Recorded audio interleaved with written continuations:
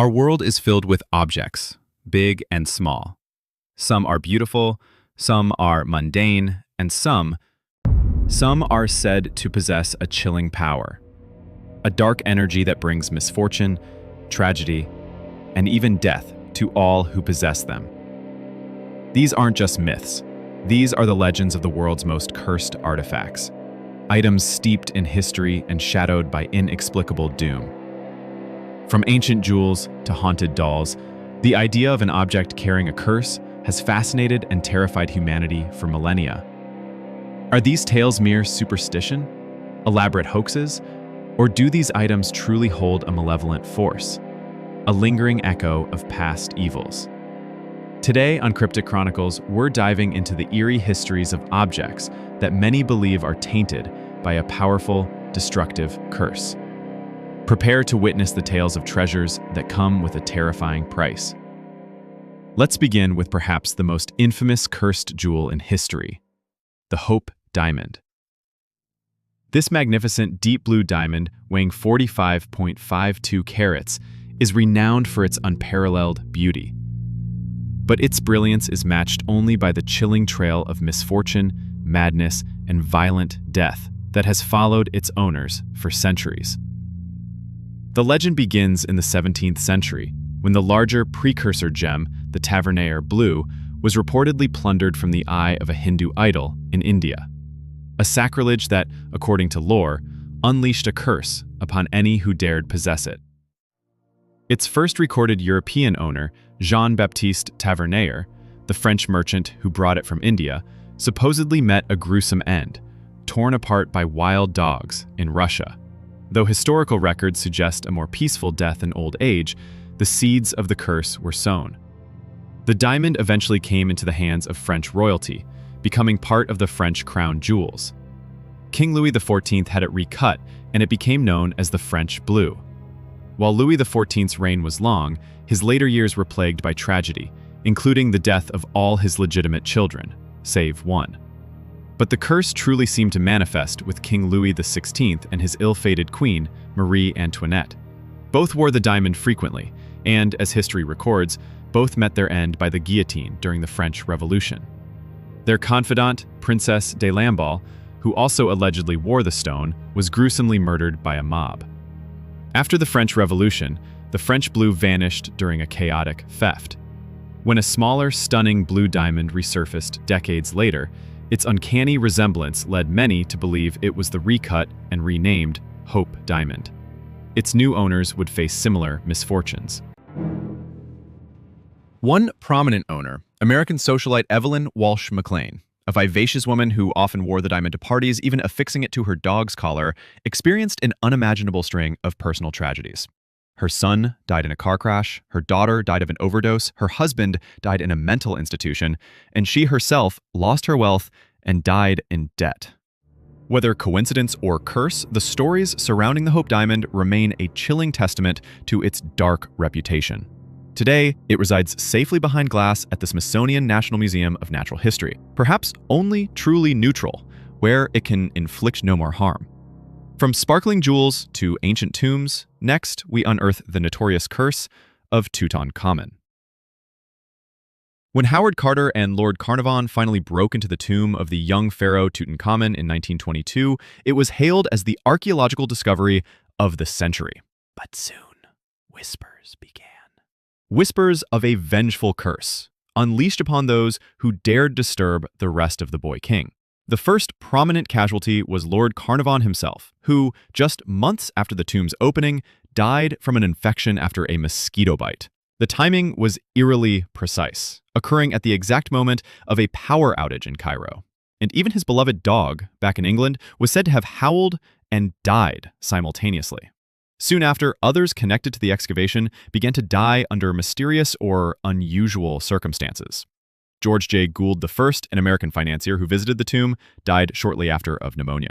Archibald Douglas Reed, the radiologist who x-rayed Tutankhamun's mummy, fell ill and died. Arthur Mace, who helped Carter breach the burial chamber, succumbed to pleurisy. By 1929, 11 people connected to the discovery had mysteriously died. Skeptics point to natural causes. Ancient tombs are filled with molds, bacteria, and gases that could cause illness. They highlight that many involved lived long lives, including Howard Carter himself, who survived for many years after the discovery, dying in 1939 of lymphoma. Yet the sheer concentration of misfortunes and the dramatic timing, combined with the chilling atmosphere of the untouched tomb, cemented the curse of the pharaohs in popular culture, a potent reminder that some secrets are perhaps best left buried.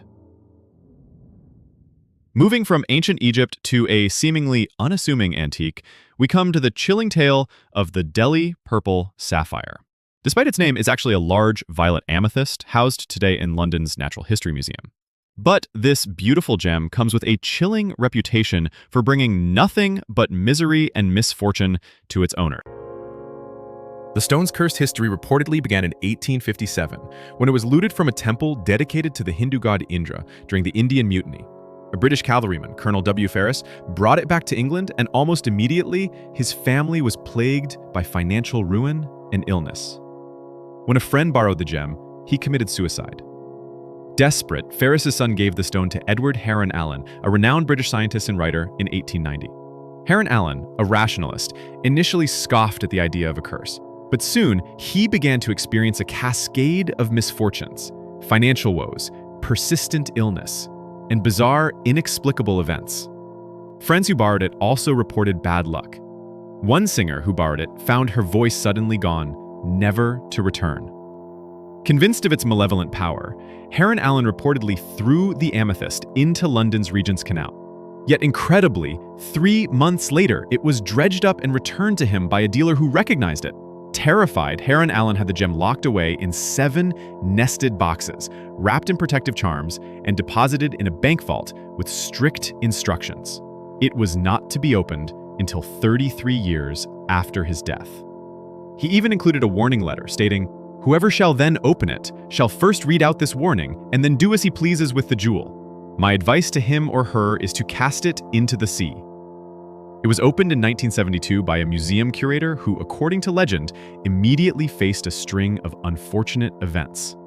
A haunting tale for a haunting gem. Our final cursed artifact takes us into the unsettling world of the paranormal, Annabelle the doll. For many, she's merely a character from horror films like The Conjuring, but the real-life Annabelle, a vintage Raggedy Ann doll, is arguably far more chilling. Her story began in 1970 when she was a birthday gift to a nursing student named Donna. Soon after, Donna and her roommate began to notice strange occurrences. The doll would seemingly move on its own. Small handwritten notes would appear, and sometimes drops of blood would be found on her. Frightened, they consulted a medium who claimed the doll was inhabited by the spirit of a deceased young girl named Annabelle Higgins. Sympathetic, Donna tried to nurture the spirit. However, the activity soon escalated. A friend of theirs was violently scratched, and disturbing, malevolent actions began to occur, far beyond simple movement. Believing it was a demonic entity, mimicking a child, not a child's spirit, the terrified roommates finally contacted renowned paranormal investigators Ed and Lorraine Warren. The Warrens quickly concluded that Annabelle was not possessed by a benevolent spirit, but by an inhuman, demonic entity. They removed the doll and placed her in their occult museum, where she resides to this day, encased in a locked glass box with a clear warning, "Positively do not open." The Warrens documented further incidents, including alleged attacks on visitors who mocked the doll. One young man who dared to tap on the glass and challenge Annabelle reportedly died in a motorcycle crash just hours later. While skeptics offer psychological explanations or outright dismiss the claims, the chilling stories and the doll's sinister presence have cemented Annabelle's place as one of the most terrifying and purportedly cursed objects in modern history. These cursed artifacts, from glittering diamonds to ancient mummies and unassuming dolls, serve as potent symbols of humanity's fascination with the unknown.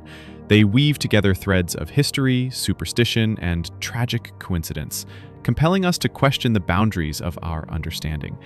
Are these tales merely the product of overactive imaginations, a desperate attempt to find meaning in tragedy, or marketing ploys?